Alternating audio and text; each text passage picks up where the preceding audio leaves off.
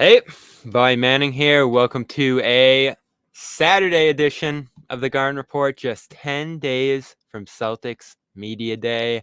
We're getting into some training camp questions in the lead up to that, as well as some previews of the Celtics rivals coming into this year. A lot of East teams on deck.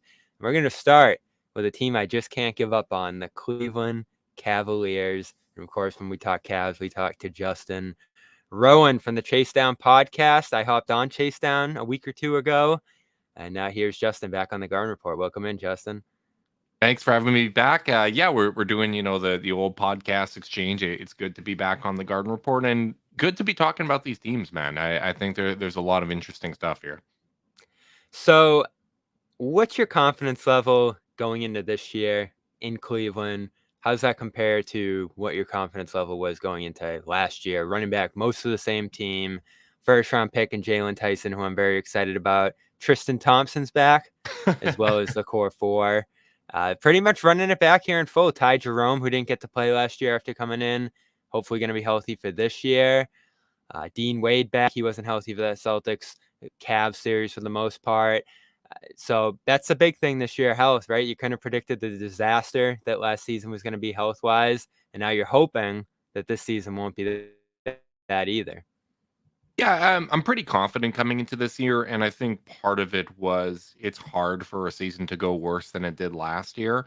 And the fact that everything did go wrong for the Cavs last year and they still managed to kind of achieve their macro goals for the season was encouraging because what they said at Media Day was they would like to go into the year and win a first round series. They wanted to be competitive against, the top teams in the league. They did that. And I thought considering who was available in the state they were in, Donovan Mitchell tried to give it a go against Orlando, was able to play through that series, played mostly through Boston, but then he just finally kind of gave out on him. And then Jared Allen with the broken rib. The fact that they were able to, push Boston and at least give them a couple tough games, given that state that they were in, I think it's encouraging because, obviously, I think Boston's in a tier of their own when it comes to this year. As the defending champs, I think they should be the favorites to repeat as champion. But in terms of the Cavs' ability to play them tough and give them a competitive series, you have to feel a little bit better than you did going into last year.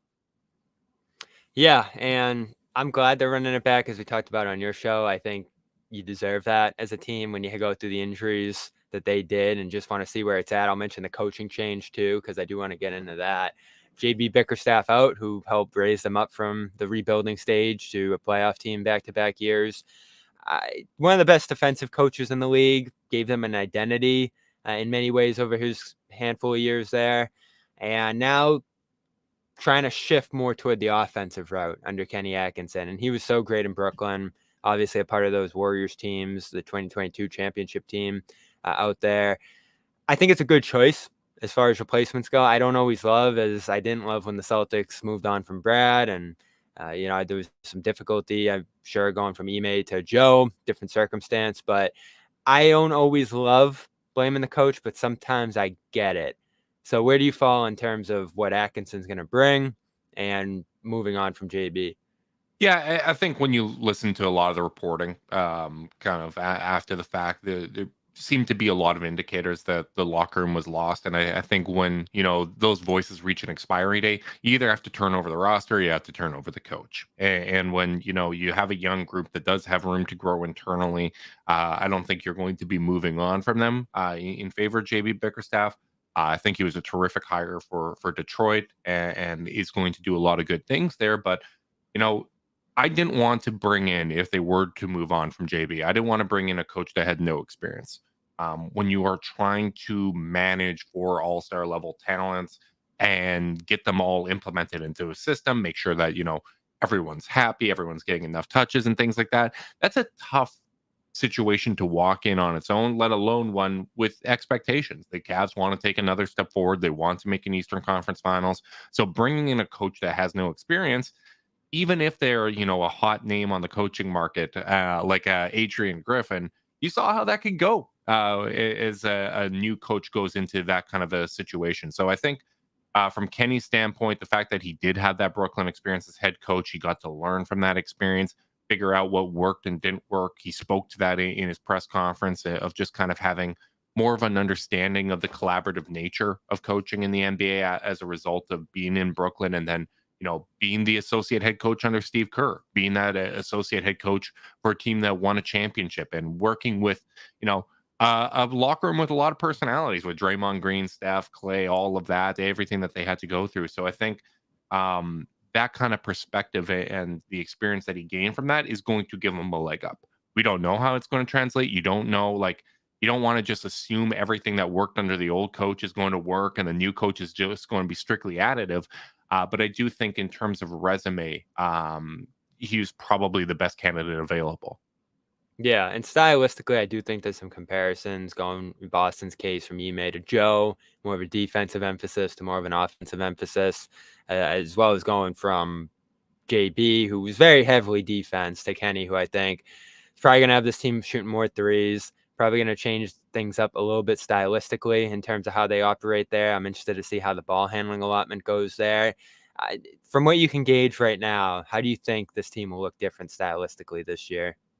I think there's just going to be a little bit less burden on Darius Garland and Donovan Mitchell to initiate offensively. I do think they want to get Evan Mobley involved as that playmaker, utilize him at the nail, and even have him bring up the ball in transition. We saw more and more of that towards the end of last year, and I think he's going to continue to be empowered in that way.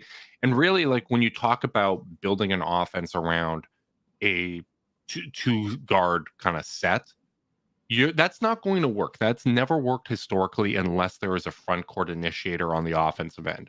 So often people talk about the defensive end when the defense hasn't been an issue for Cleveland in the regular season and playoffs. That defense has held up really well. They perform better defensively, even with just one big and the two guards, than Dallas did, right? They outscored Boston with Garland, Mitchell, and Mobley on the court for that playoff series. But I do think offensively has been the issue. That's been where they've had the issues having that translate from the regular season to the playoffs. And unless you can have that front court initiator that can help beat a defense when it traps guards and do the kinds of things that you can do to a smaller backcourt, you are not going to be able to have that consistent offensive threat. So I do think, using more guys, more off-ball sets, getting easier looks, and just, less burden on Mitchell and Garland as a ball handler, maybe a few more spot up opportunities for them. I think the hope is that that's going to help that offense translate from the regular season to the playoffs. Want to take a quick break before we get into some of the players over there, tell you about Rocket Money. What's Rocket Money? Well, can you name every single subscription you have? I know I can't name all mine, and I'm not alone. I just learned that over 74% of people have subscriptions they've forgotten about. Well, with Rocket Money, I don't have to remember every subscription and worry about forgetting any. Just signed up for one last night to watch a game. Month goes by, you're not sure you still have it. Well, Rocket Money lets you know what you've signed up for, what's on there, things you might have forgotten about. And it's all laid out right in front of you. It's a personal finance app that helps you find and cancel your unwanted subscriptions, monitors your spending, helps lower your bills so you can grow your savings, save all your subscriptions in one place and know exactly where your money's going. For any you don't want anymore, Rocket Money can help you cancel them. And another thing, they're going to offer you a deal to maybe stay on. Well, they'll help you figure that out too, which is always helpful. 5 million users save a total of 500 million in canceled subscriptions, saving members up to $740 a year when using all the app's features. Stop wasting money on things you don't use. Cancel your unwanted subscriptions by going to rocketmoney.com/garden. That's rocketmoney.com/garden, rocketmoney.com/garden. So which of the core four are you focused on going into this year, Justin? I did my all-time Celtics killers list this week. Went with top 100, some other offseason stuff. I was shocked to see Donovan Mitchell, third all-time in points per game against the Celtics with 29 a game. I think he had 31 in that series last year before he went down. Probably the most dangerous player they saw in their path. There aren't a lot of questions about him. I would think Garland, a little left to be desired there. I know he went through some injuries last year and dropped down, even on my list there, the top 100 list significantly based on how he played last year. Mobley's a guy I've wanted to see more from. And Allen obviously had the rib injury and took some steps last year before that. Who do you think's most important in terms of their growth, in terms of their trajectory, and this team being a contender next year? Yeah, like you said, I think Donovan Mitchell kind of is who he is, and it's just going to be a matter of getting him more support, right? Like I think, he's had good playoff series, he's had bad playoff series. When you're talking about a star that's not a kind of like that LeBron tier, that's the way it's going to be. And if you're building around a player like that, you need to have other guys that are capable of stepping up and being the best player in a playoff series, right? If Mitchell is kind of that number two guy in a series where he just doesn't have the outside shot. Boston showed that even with a player of Jason Tatum's caliber, right? Like sometimes he's just not going to have it for a series, and you need to have guys like Jaylen Brown, Derek White, step up in the way that they did. So I think the obvious answer is Evan Mobley. Like I said, I think his growth as a playmaker and as an offensive hub is going to be incredibly important for them. Whether it's at the power forward position or whether it's at the center position. I think that kind of growth as a playmaker, using him as like a much taller Bam Adebayo, is probably the hope where this goes offensively. But that's going to take some time, right? Like he has played about half of his minutes over the last 2 years at center. He's played half of his minutes at power forward. I don't think it's as simple as, oh yeah, just kind of put him at the five and everything clicks. The lineup data has, that hasn't been the case. But I do think, Evan Mobley is the most important. And then Darius getting back to where he was last year. I know, as you said, with your own kind of personal rankings and whatnot, and his standing around the league that's dropped down. I think that was strictly to do with health, whether it was, the injury to his shooting hand to start last year and the hamstring. He finally kind of got right for about a month and was looking like, the normal 22-8 efficient version of Darius Garland that we saw. And then he broke his jaw and just wasn't the same In after that. Boston. Yes, yes. With Kristaps Porzingis's hip, and then coming back from that, I've seen medical reports and stuff like that that said after you fracture your jaw, it's going to take like 6 months before you start to get that strength back, even your ability to grip at the same level. The 15 pounds of muscle that he lost during that time, not being able to eat with the mouth wired shut. Like I think all of that had a big impact, and then you put on top of that a pretty significant and meaningful death in his family as well. It was just a year from hell from him. But I do think it's important to remember that 22-23, that first year with Donovan, was his best year individually. That was Donovan's best year individually. When you look at the lineup data with the two guards, they are significantly better on both ends of the floor, offensively and defensively, when both guards are out there. As I said before, the defense has held up very well. It's still been at an elite level with both guards on the court. It's just about getting it to work offensively. And to me, that should not be the question. Like, I don't think that, Garland and Mitchell getting it to work offensively in the playoffs, that shouldn't be where the concern is. And because of that, I just feel like there's meat left on the bone. And having someone like Kenny Atkinson that has experience dealing with multiple ball handlers and building a structured offense around that is going to put them in a situation to succeed. Yeah, and I agree with that. And the difficulty there is that it does work defensively, as we've seen. But I think a big reason for that, obviously, is that they have the two bigs out there, the two dynamic guys Yep. defensively in the front court. Do those guys work together offensively, though? Is that going to be something that, as time goes on here, is sustainable for both of those guys? Because obviously there's some reporting, maybe move on from Allen this Yep. offseason. They don't do that. Get an extension done with Mobley. So they're tied together for now. And certainly are two guys who are both two of the better bigs defensively in the league. And I like Allen's offensive game. It's gotten to a pretty good place. I like some of the creation ability you talked about there. He had a great game in Boston in that mini series, passing the ball that really surprised me. So I love where he's at, and he would have been a difference maker in that series. But him being out as the series progressed allowed Mobley to get going against, some of the more perimeter-based defense that the Celtics were throwing out there to try to limit the Cavs' threes. And I loved at the five what he was able to show in terms of being aggressive out there. Shot hasn't reached where it needs to be. And I've said this to you over and over again, Justin. He's still so young. There's still so much room for growth here. And now he has a new coach, which I think could be helpful. But in that combination, are you ever going to see the best version of Mobley offensively? Because I think he just has to get so much better on that end of the floor for him to become the player you want to build around and pay the kind of money that they've committed to. Yeah, I think, that's one of the biggest questions. And like I said before, I don't think it's as easy as just moving Mobley to the five and that solves everything offensively. Like, it is important to remember, like, he did have those strong games offensively, the last two games of that series. But Jared Allen was out the whole thing. He was also out, games 5 through 7 against Orlando, and Mobley failed to score in double digits in all of those games, right? Like, I don't think it's that simple.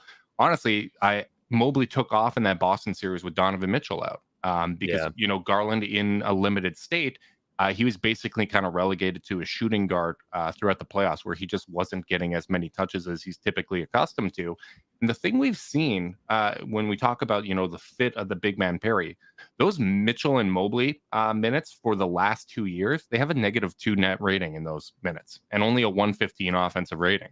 Whereas Garland and Mobley, when it's just the two of them, have a +12 net rating. Like, those pairings work so much better. Mitchell and Allen work really well because Allen's a better screen setter and kind of more in the mold of like a Rudy Gobert that can catch and actually do things with the ball. So that's a good fit with Mitchell. We got to find a way to get Mitchell and Mobley those times when they are out there together.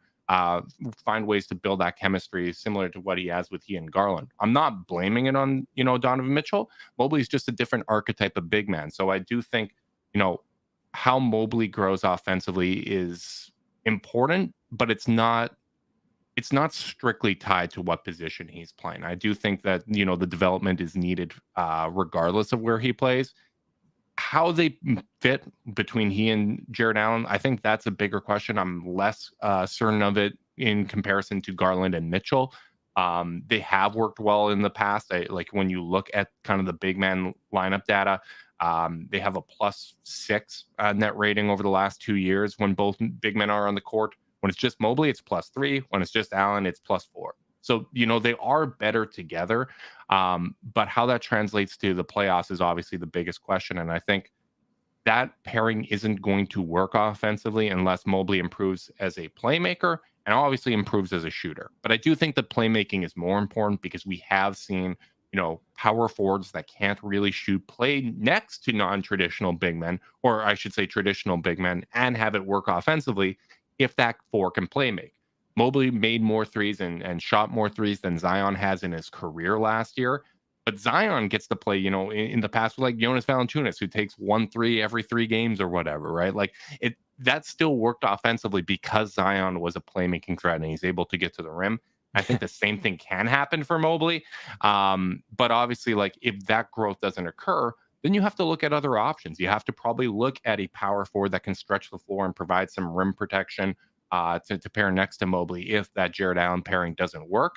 But I do think, as you said, the playmaking has been there from Allen. He took a step forward there last year. They do have strong playmaking throughout the entire lineup. So I think there's a hope that Kenny Atkinson can make it work with limited spacing.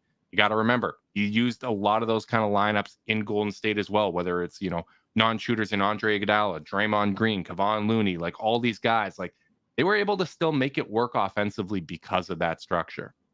Yeah, and they might be able to go to some non-traditional creation methods like you've talked to free up Mitchell Mothball a little bit more, Garland, those guys. And these are some bigs who can create a little bit, especially Allen. So it'll be interesting to see at those positions. But the real question is the wing, which we've talked about for years now. Put a lot of money into addressing it last year to mix results. Jerome went down, obviously. Strus was fine. I feel like he was good in that he just gave steady production at that spot, which is more than what they had previously there. Didn't go great for him in that Celtics series. Then you go down the line, Jalen Tyson. Love that draft pick, as we talked about a lot on your show. Karis LeVert, still a guy who can play a little bit there. So they have a number of options. Even Niang, who obviously the defense didn't work out as you wanted it to. Wade gives you a good defensive option out there. So there's a ton of options. Even Amani Bates down the line, can he get into that mix? So there's a million different options here. Isaac Okoro is still in free agency. I'm interested to see how that's going to go. A lot of the reporting weeks ago was that maybe he's out the door in a trade, but there still hasn't been anything new there. So I don't know what's going to happen here for them at this wing spot because they have so many different options. You could even bring back Okoro, who's still pretty far south of that second apron if you wanted to. But, after 4 years, did you see what you needed to there in terms of the shot? And that's not going to work. It's tough when you have this many options and none of them are ideal, and it's such an important position. this might be their biggest question going forward. So what do you see happening with Okoro? What do you see happening with that wing spot this year? Yeah, at this point, I'd be very surprised if there was a trade involving Okoro. I think that would have happened earlier in the offseason. Could be wrong. You never know what opportunities are going to open up if Brooklyn becomes more amenable to like a Cam Johnson trade. That might be something that they go with. But I definitely expect Max Strus to again start at the three. He was that guy last year from an impact standpoint. They were so much better with him on the court, and it was funny. We joked with Strus at Media Day where we were talking about, that your last year in Miami, you had so many games because of injuries without playing with a point guard. And that shouldn't be the case in Cleveland because, they got Darius Garland, we got Ty Jerome, we have Ricky Rubio. And by game 2, all three strings of point guards were out. And I do think, he showed a lot from a playmaking standpoint last year. He had to kind of sub in and play some point guard. He was playing some power forward as he did with Miami. But like the numbers were staggering when you look at how much better he was with DG versus when Garland was out. Like he shot 45% from the field and 39% from three in the games that Garland played. He shot 37% from the field and 29% from three in the games that Garland didn't play. Like that, it just goes to show you like kind of the level of playmaking that was absent and how much more work he had to do in those games. But again, it would be great to add a big wing. I would love to add a 4-3 to this lineup, or even a 4-5 would be really nice to have. Someone in the mold of like a Larry Nance Jr. I would love to bring him back.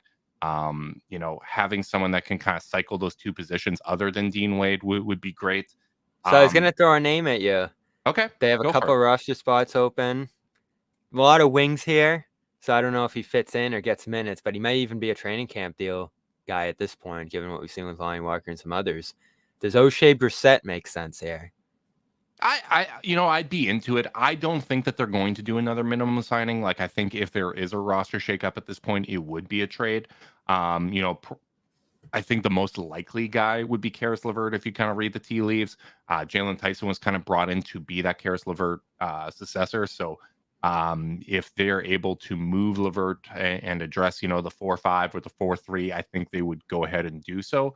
That isn't reporting. That's just kind of guesses based on the reporting that's out there. And he was on the Celtics killers list as well, by the way. Yeah, he's been good for you against you guys for sure.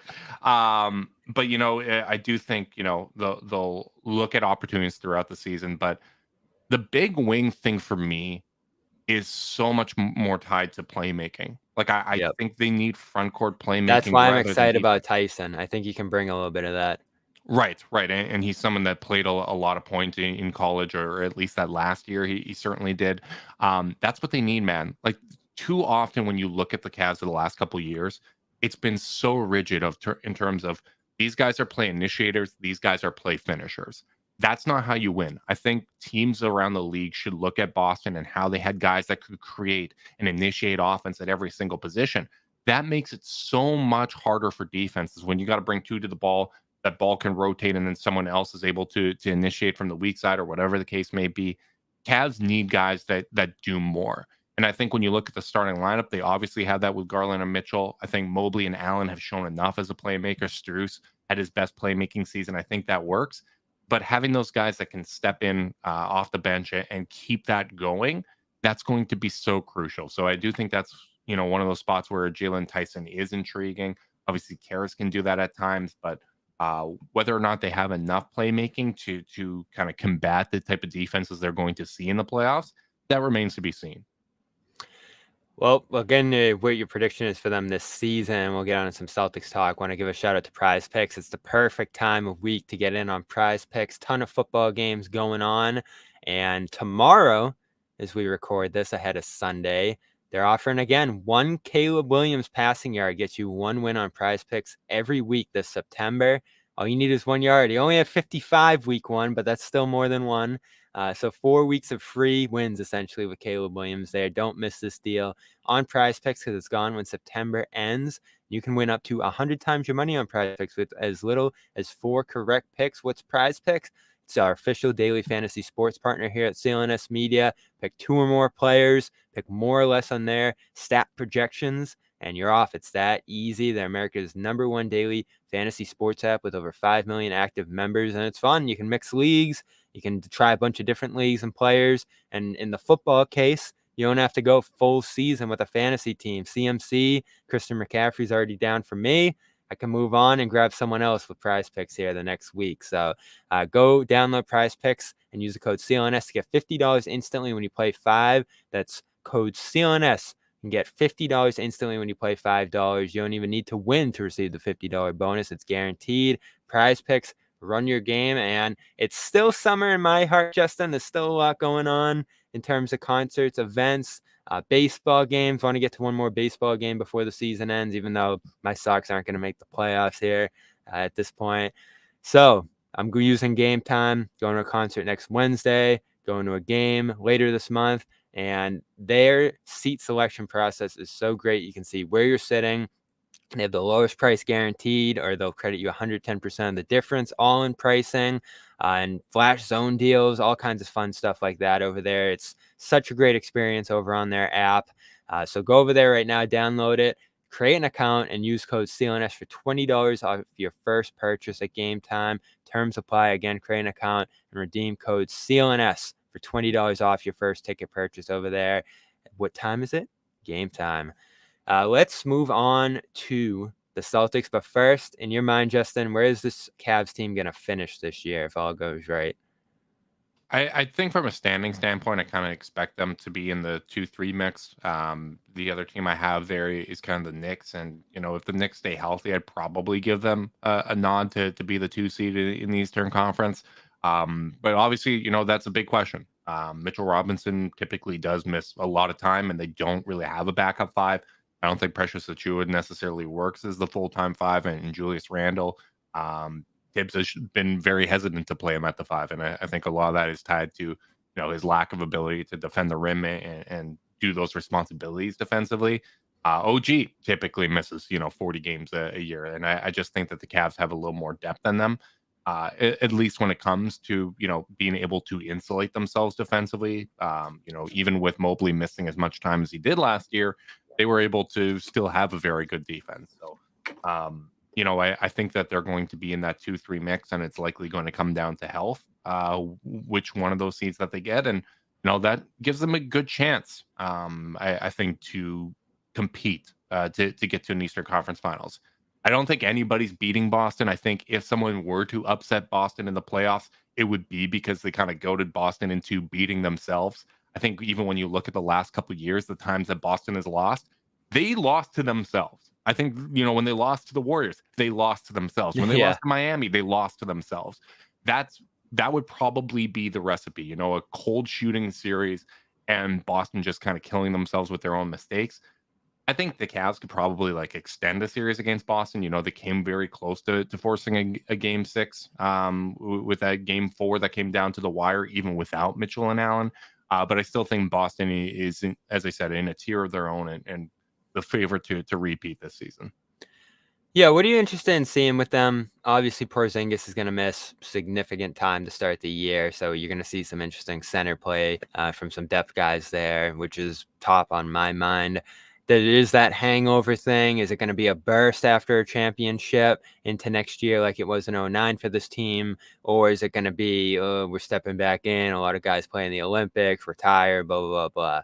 That's, I think, the 2 biggest things to watch with them, along with maybe some of the depth guys. Can they repeat what they did last year?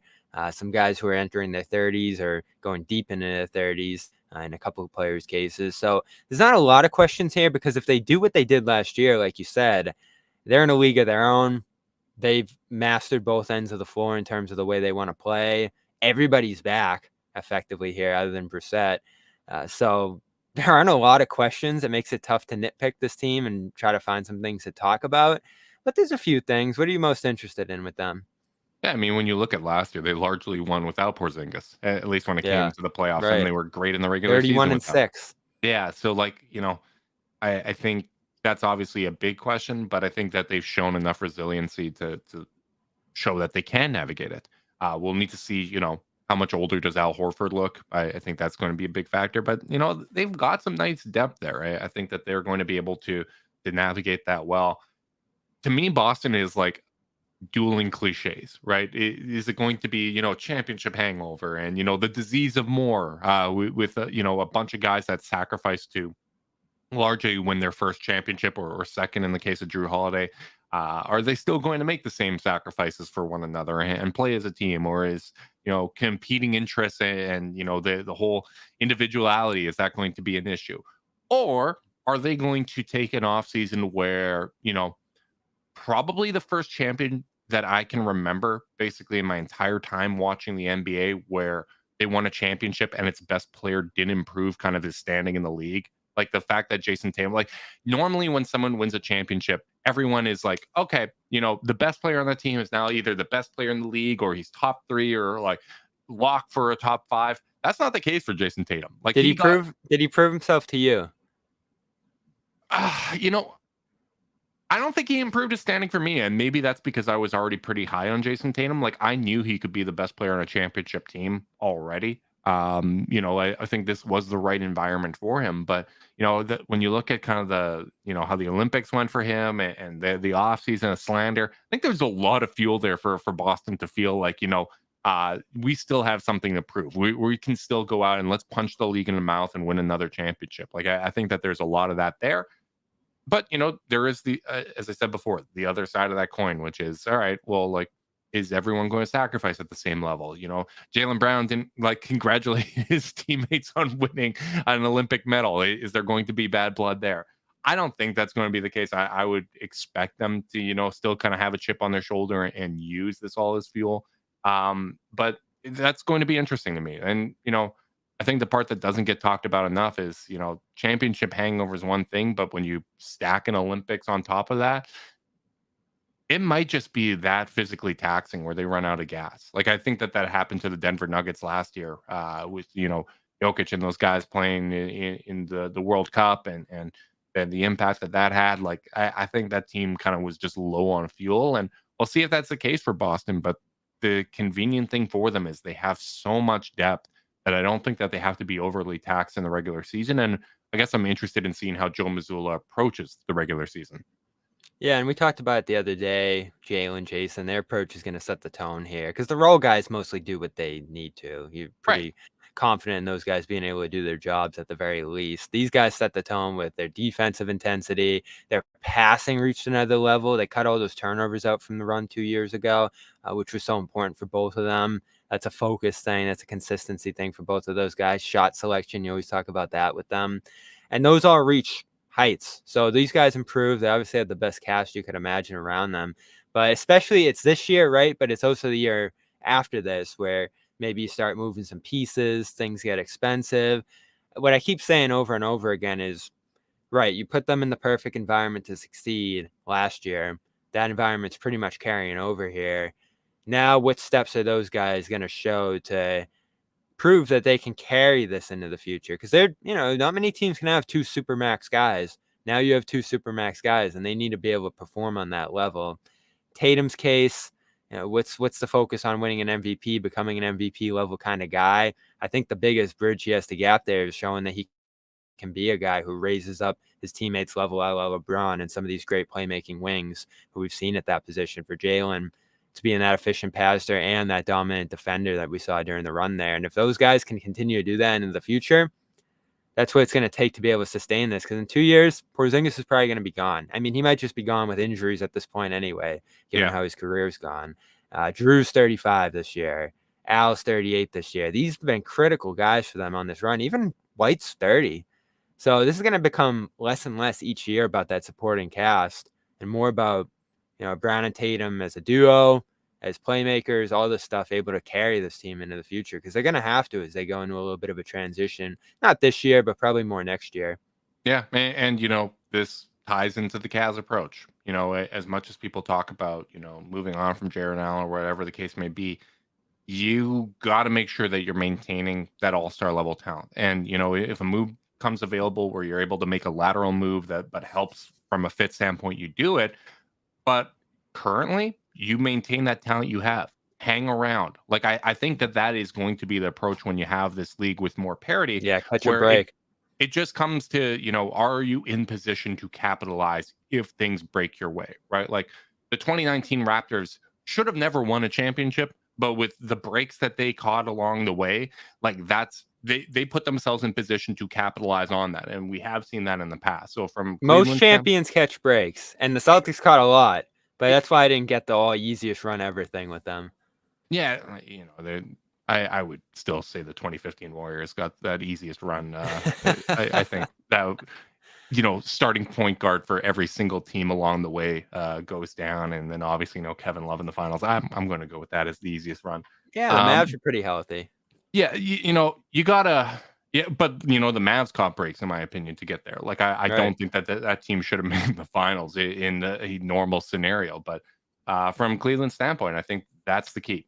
Just be patient, find your opportunities to make moves to make yourselves better. I just never believe in losing talent and like getting worse as a team to fit an archetype. And I think that is kind of the biggest thing. Like when people talk about like moving Garland for like a Devin Vassell, like that's still, a 6'5" guard that doesn't provide playmaking. I do like his game though. I like Devin Vassell too, but you're still going to be an undersized team at that point because what do the Cavs have? Like an unlimited supply of 6'5" players, and that's what Devin Vassell is with zero playmaking juice, and he's an average 3-point shooter and an okay defender. Like that's not going to move the needle, and that would put too much of a burden on Donovan Mitchell to be a playmaker. Who we've never seen a heliocentric offense really win a championship. Like even with LeBron, there's at least Kyrie or Wade or someone to kind of take that burden off. Like there's another playmaker in the mix. Luka, they added a playmaker to him in Kyrie, right? Like Donovan is not Luka's caliber. He's not on Russell Westbrook's caliber as a playmaker when you look back to that MVP season in OKC. So I think it is very important to keep playmaking all around him and make his life easier because that 11-3 stretch that they had with just Mitchell and Allen, they didn't play a ton of games on that stretch. They played almost no teams with a winning record, but that took such a physical toll on Mitchell and all of those guys. Like Mitchell's obviously had the knee injury that didn't go away for the rest of the season. Strus had a knee issue. LeVert had a knee issue. Wade got worn down to the point that his season was effectively over. Like that, like killed the team. You need to maintain that depth and you need to maintain that playmaking. Yeah, Celtics pretty healthy on their run other than the Porzingis injury there. And, of course, he wasn't available for that Cavs-Celtics series either there. So that bodes well to, what they're able to do without him this year. I want to get into one more topic with you, a pretty timely news story that came out yesterday. But first, want to let people know about Nutrafol. Nutrafol right now offering $10 off your first month subscription and free shipping. That's a great offer. You see a lot of these offers we're throwing out there. It's about as good as it gets. And as we transition into fall and our schedules get busier, mine, of course, 10 days about to get pretty busy, back to school activities for your kids, if that's your thing, tighter work deadlines or the start of holiday preparations, it's easy to forget about taking care of ourselves. And that's a big thing with your hair. Are you interested in having hair that grows faster, stronger, longer? Well, effects around your life and things you eat, hormones, aging, stress, metabolism. It's all about whole body health. And Nutrafol is the #1 dermatologist recommended hair growth supplement brand trusted by over 1 million people. See thicker, stronger, faster growing hair with less shedding in just 3 to 6 months with Nutrafol. It's different for men and women, so a one size fits all approach to hair growth doesn't cut it. Nutrafol has multiple formulas for men and women that are tailored to different life stages and lifestyle factors to get you what you need. And with a Nutrafol subscription, building hair growth routine is simple. Purchase online, no subscription required, automated deliveries, and free shipping. Again, that's a big one there. Plus, you can save up to 20%. You'll have access to free naturopathic doctor consults, and Headspace membership is included. Get results you can run your fingers through. So for a limited time, they're offering our listeners $10 off your first month subscription and free shipping when you go to Nutrafol.com and use the code GARDEN. Find out why 4,500 healthcare professionals and stylists recommend Nutrafol for healthier hair. Nutrafol.com, Nutrafol.com, promo code GARDEN. Nutrafol.com, promo code GARDEN. So this came out yesterday, Justin. Want to get your thoughts on it. New York Post reporting, obviously the Celtics went up for sale pretty quickly after the finals win there. Weird story, shocking story. Probably thought that they were going to have to sell this team eventually, but not this soon. And obviously there was some reporting earlier this summer that Wick, the front-facing owner of the group here, only owned about 2-3% of the Celtics. It was his father who, was the big money behind the team here. And Irv Grousbeck effectively said that's it in terms of the spending here, in terms of all these extensions and luxury tax hits that they're about to take on. And right from the start, I was like, this is a big deal. Like, this ownership group spent a lot of money to get this championship here, spent a lot of money to keep all these players on board as they're going to have this season and beyond. So now you don't know who's going to own this team into the future. There's been a lot of wacky rumors. None of them seem to be, substantiated here. And in this reporting here, Celtics barely broke even last year and, on the verge of losing $80 million in terms of the money they have on the books here. Don't own their arena, so they're losing some money there. So they're in a weird money spot. And we always were like, all right, are they going to be able to spend to keep this team together here? And they did. But now you're asking, all right, can they actually pay the money it's going to take to keep this team together? And who's going to pick up this bill here? Because it's clearly not going to be the Grousbecks. Could this be a issue for them as they try to sustain this run here? Because we don't know who the owner is going to be. I think it's an issue for every team. Like, I think this is the new reality we're in. Like, Steve Ballmer just let Paul George walk for nothing. Like, Right. I think that should be, the 5 alarm fire to fans that lets you know that, it's we're in a different era. Bobby Marks has talked about how teams are going to have to take a 2-5 approach, where if you're in the second apron, you're in for 2 years, you're out for the other 3 years of a 5-year span. Otherwise, you start getting into those, ridiculous penalties that you're going to hit. And the Celtics are there next year after this. It's going to be like $500 million combined between tax and salaries. Right, and I think that's part of why the Cavs have been strategic, and that's probably been the biggest holdup when it comes to, like an Isaac Okoro extension. If he does take the qualifying offer, I think they would be in the luxury tax, but not the first apron. I think they want to avoid starting that repeater clock until they have to. I think after this coming season, that's when the Cavs are going to, jump up, whether that's, first or second apron. That's when, the Mobley extension is going to kick in. That's when, they're going to be a more expensive team. And I think they understand that, but they want to avoid starting that repeater clock as quick, for as long as possible, and then kind of sprint over. And whether that's, at that point, after this coming season, you're going to have 2 more years of Donovan Mitchell's, current extension. I think those are going to be the 2 years where they try to be in that second apron, right? Delay a little bit, make Boston, be more expensive. Other teams are going to be in a similar kind of spot.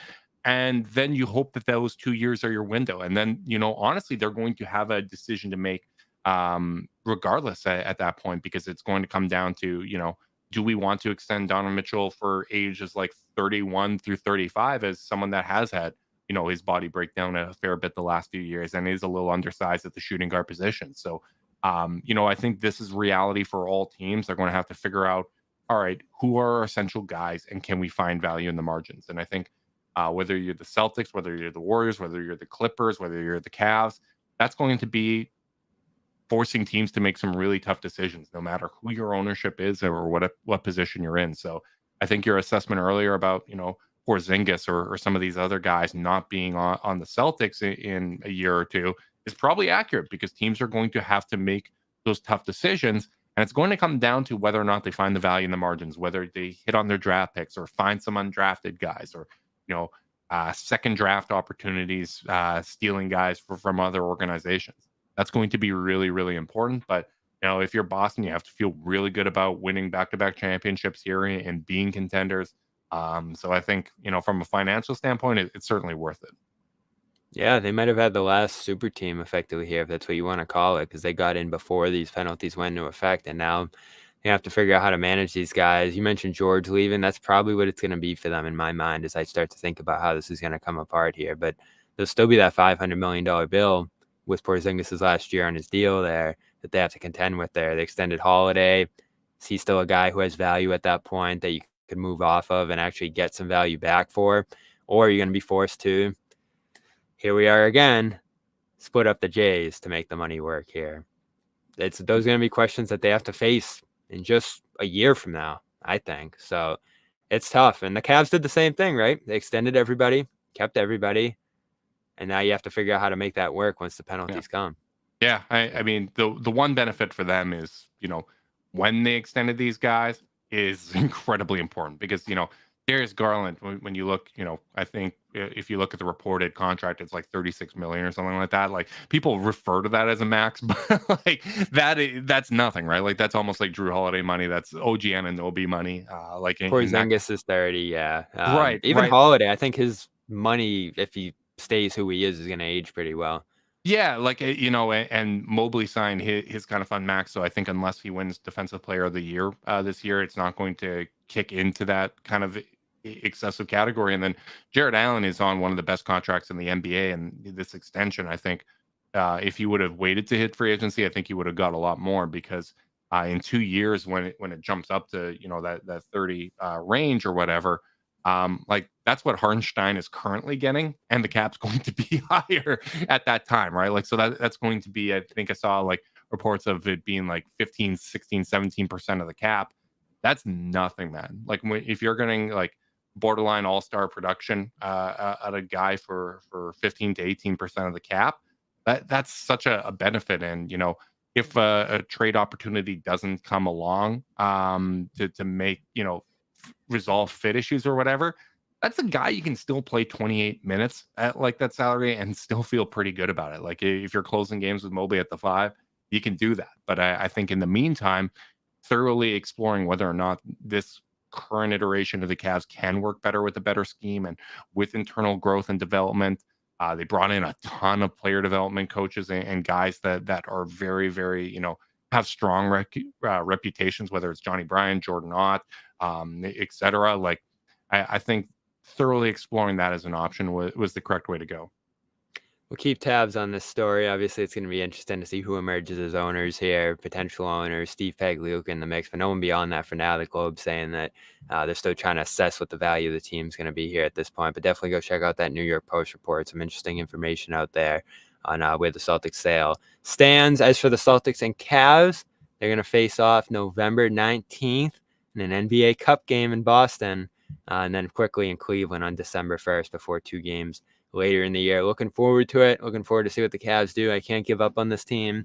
I'm a strong believer in them. And I do think they gave the Celtics a little bit of a run in that series while they were healthy. So we'll see what they're capable of this year. I always love talking about these two teams with Justin Rowan. Check out the Chase Down podcast and check him out on Twitter at Cavs Onida. Thanks, Justin. Thank you so much for having me.